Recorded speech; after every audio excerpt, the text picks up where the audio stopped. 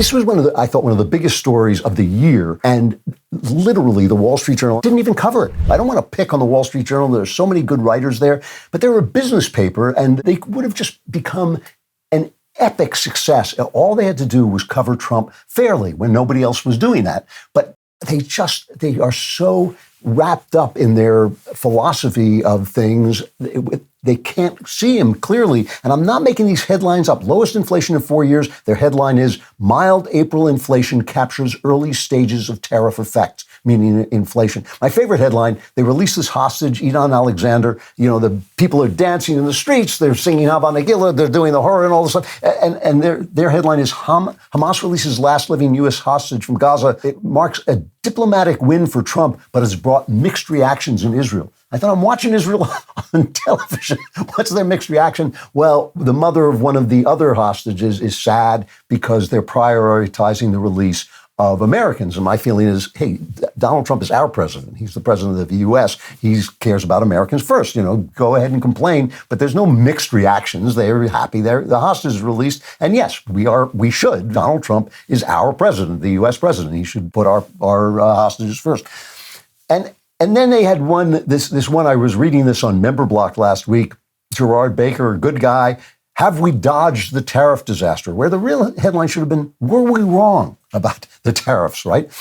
Because Trump is doing a new thing. This is not a trade war. It's not protectionism. It's negotiation through tariffs. He sees tariffs as a negotiating tool, as I said from the very beginning. And this is, again, the death of an idea, the failure of an elite, that management from the top, the global trade, great for the rich, not so good. You know, you get a cheaper iPhone made by slaves to play with on your guaranteed income, but a life of work and dignity and meaning, that's not for you anymore because you're just a nobody in the Midwest, so you don't count. So what is Trump doing? Trump goes to the Middle East. This was I thought one of the biggest stories of the year. And literally the Wall Street Journal, and again, I hate to pick on them because there's still a paper I subscribe to, and I don't want to, I want them to turn around here.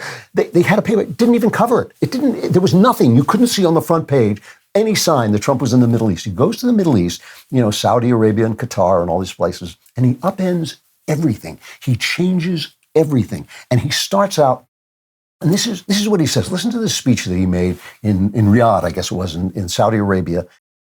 Listen to what he says about our relations with the Middle East. And remember, don't forget Obama's apology tour, where it was our fault for kind of feeling bad about the fact that they bombed New York, you know, and we're sorry, we felt bad about that. We should have understood your point of view. That's not what Trump says at all. Let's hear what Trump says, cut two. Before our eyes, a new generation of leaders is transcending the ancient conflicts of tired divisions of the past and forging a future where the Middle East is defined by commerce, not chaos, where it exports technology, not terrorism, and where people of different nations, religions, and creeds are building cities together, not bombing each other out of existence. We don't want that. Now, if you listen closely to that, right, he's not saying you are doing that. He's saying some of you want to do that, and that's why I'm here. He's talking about a change, right? He's really good at this. He really is good at this. He's been so friendly, and he's slapping him on the shoulder, and he's shaking hands and making fun of them, you know, in a friendly, funny way. But he's not saying this is a great place. He's saying, come into the modern world. That's where we want you to be. But then he adds this is cut three. And it's crucial for the wider world to note this great transformation has not come from Western interventionists or flying people in beautiful planes giving you lectures on how to live and how to govern your own affairs. No, the gleaming marvels of Riyadh and Abu Dhabi were not created by the so-called nation builders, neocons, or liberal nonprofits like those who spent trillions and trillions of dollars failing to develop Kabul, Baghdad, so many other cities. Instead, the birth of a modern Middle East has been brought by the people of the region themselves, the people that are right here, the people that have lived here all their lives, developing your own sovereign countries, pursuing your own unique visions and charting your own destinies in your own way. He's talking to a specific group of people, the people who, in fact, have built this culture, have built these cities, right? He's saying, you didn't need us to come in and tell you. I mean, that is just absolute respect. And we all know what he thinks of George W. Bush's wars. He's tired of the whole thing. He's tired of the neocons. But he's also pointing out that there is this other faction that is being wrong-footed by this endless Palestinian-Israel conflict, which is not Israel's fault. It is not Israel's fault. Israel is fighting for survival. I'm a big supporter of Israel, but as I've said a million times, this is my country. I only have one country, and I only care what happens to America. But I think one of the good things we can do is obviously be on the side of people who are free, people who treat women with respect, people who treat other religions with respect. These are not things that happen in Muslim countries. Many of you would like to get a Helix sleep mattress because you're having a hard time getting to sleep.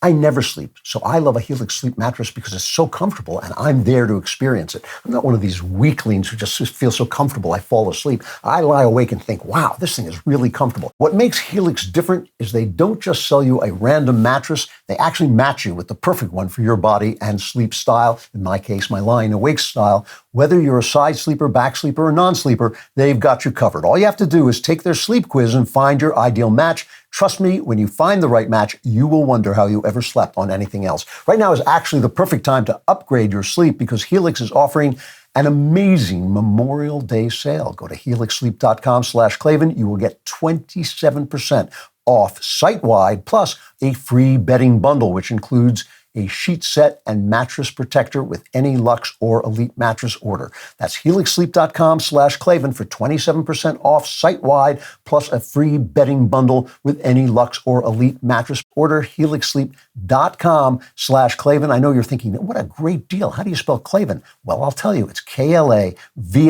so you can start sleeping better tonight. We can't make everybody look like us. If there is one mistake that every single president has made since the end of World War II, it's really since Woodrow Wilson in a lot of ways, it's that we somehow were on a mission to make the world safe for democracy and only democracy. So here he goes on. This is cut 4. In the end, the so-called nation builders wrecked far more nations than they built, and the interventionists were intervening in complex societies that they did not even understand themselves. They told you how to do it, but they had no idea how to do it themselves. So he's taking the responsibility and all this. And then he says this is cut 5. In recent years, far too many American presidents have been afflicted with the notion that it's our job to look into the souls of foreign leaders and use U.S. policy to dispense justice for their sins. They loved using our very powerful military, and now it's really the most powerful it's ever been. We just are getting a budget approved, $1 trillion, highest budget we've ever had in history for military, $1 trillion. And we're getting the greatest missiles, the greatest weapons. And, I hate to do it, but you have to do it because we believe in peace through strength. You have to have the strength, otherwise bad things could happen. But hopefully we'll never have to use any of those weapons. Seems to be an awfully big waste of money if you're never going to use them, but hopefully we'll never have to use them because the destructive power of some of those weapons are like nobody's seen before. I believe it is God's job to sit in judgment, my job to defend America, and to promote the fundamental interest of stability, prosperity, and peace. That's what I really want to do. So let me just parse that for you. Let me unpack that for you, okay? What he said there was, yes, we came over and we were going to turn you all into democracies, and that was wrong. We shouldn't have done it. You have your culture, we have our culture. We think your culture is wrong, you think our culture is wrong, fine. We're going to do business. And if you don't stop causing wars, we are going to bomb the bleeping bleep out of you. I mean, that's basically what he's saying. If you want to mess with us, you are messing with the biggest tribe. You are messing with the worst. And I'm not Joe Biden. I'm not Barack Obama. I'm Donald Trump. When I draw a line in the sand, you're not going to like it if you cross over it. I mean, that's what he's saying. He's saying it in the nicest possible way. He's saying, oh, my God, our military, you got to see this, guys. If we unleash this military on you, your sand would be turned to glass. You would be living on a plain of glass, and that would be it. You wouldn't even be living there because you'd all be dead. However, luckily, I don't want that. I don't want that. You don't want it. Nobody wants it. And we're not going to bother you. You want to dress up your women like the ghost of Christmas yet to come, go ahead. We're not going to talk to you about rights. We're just going to do deals with you, do business with you for our advantage. We're going to do it for our advantage. We are not your mommy. We are not your daddy. We're just the biggest business in town. We're just the biggest business in town. You need us if you want to make. So, people are saying all this stuff. This is globalism because we live on a globe. The world is the size of a marble. It is globalism, but it's globalism with nations in it. So we are different nations, different businesses that are actually rivals that can cooperate and do things for one another.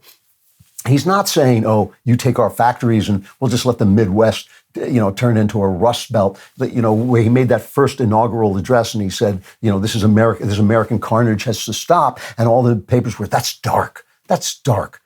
I was in the Midwest. I traveled in Obama's Midwest. I couldn't believe what I was seeing. I couldn't believe the boarded windows. I couldn't believe the rusting factories. I couldn't believe the people shuffling down the street on whatever drugs they were taking. It was, I had spent a lot of time. I spent a lot of time in the Midwest when I was a kid traveling around, and it was completely transformed by the globalists who were having a great time. They were reading the Wall Street Journal. Hey, let's not have any of those tariffs. Those tariffs, it's not going to be good for business. They just abandoned this. And so all he's doing is bringing in a new globalism of competing and cooperating nations. You're a nice nation. We can cooperate with you. You don't have to change your culture. You don't have to be democracy. You don't even have to be nice to your women. We wish you would, but that's not what we're here for. We are not here to transform you into us. We're just here to help us and do business that is mutually, and believe me, the Middle East, who's it filled with? Jews and Arabs. If anybody knows about that kind of business,